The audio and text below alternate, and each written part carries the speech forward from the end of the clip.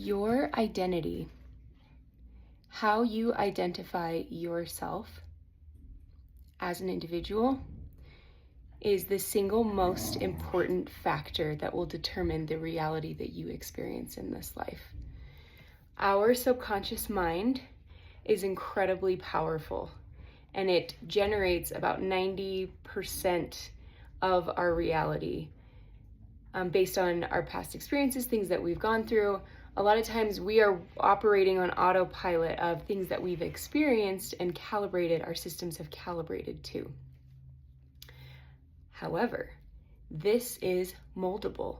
You can actually shift your identity by healing and releasing past beliefs and limitations to become the version of yourself that feels the most true to who you are at the core. So this does require a sense of tapping into your essence, into who you are at a core level. Who do you want to be? If you had all the money in the world, if you were completely supported and everything was happening for you and you had complete freedom, what would you be doing? What would you be doing with your time? Who would you be spending it with? What would you be creating? Tap into that most joyful, abundant, and loving version of yourself, and find out, how does that version of me identify themselves?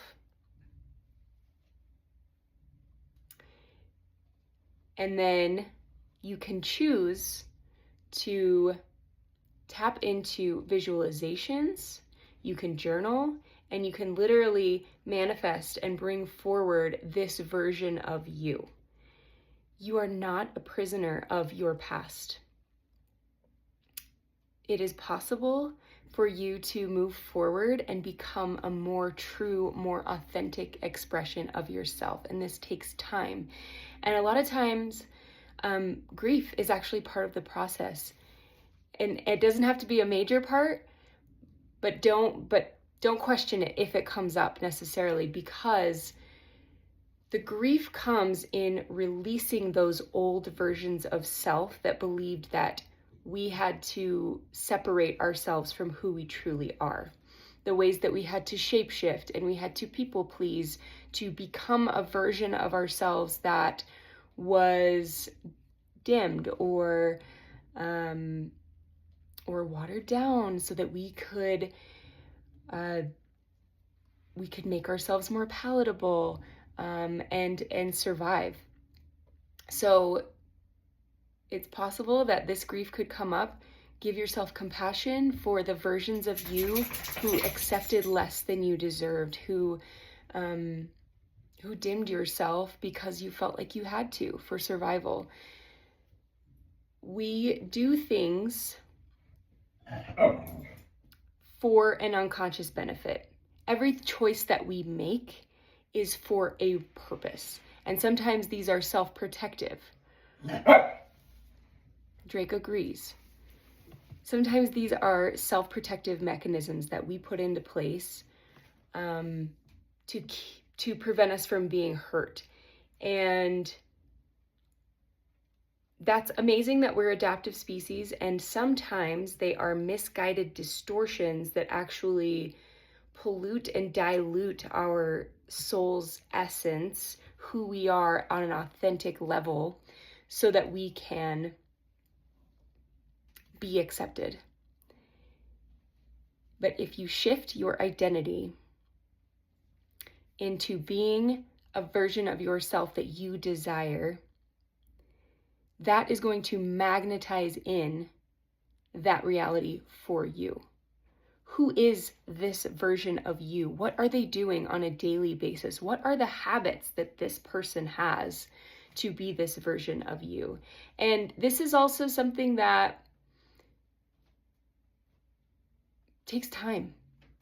It can take time to shift, and you can take it incrementally, right? Where it's from a health perspective. For me, I grew up, I identified as somebody who was unhappy with my body, resented my body, at war with my body. I was overweight. I didn't have good posture, all these different things.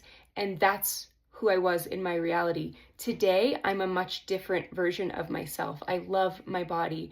I take care of my body. I exercise my body. I eat nutritious foods from the earth because I identify as a healthy and fit individual. And these are habits that you have to build. It's strengthening these muscles, both internally and externally, so that you can become and you can embody the version of yourself, the chosen identity, which is in alignment with your soul, who you are at the core. It's so exciting. There's so much available to you. You are not a prisoner to your past. You can be free to be whomever and whatever you want to be. And I hope that those are loving, abundant, joyful versions of you that you choose to tap into, because we need you. We need the real you. No masks, no games, no pretending. Just you, baby. All in your glory. Love you. Mwah.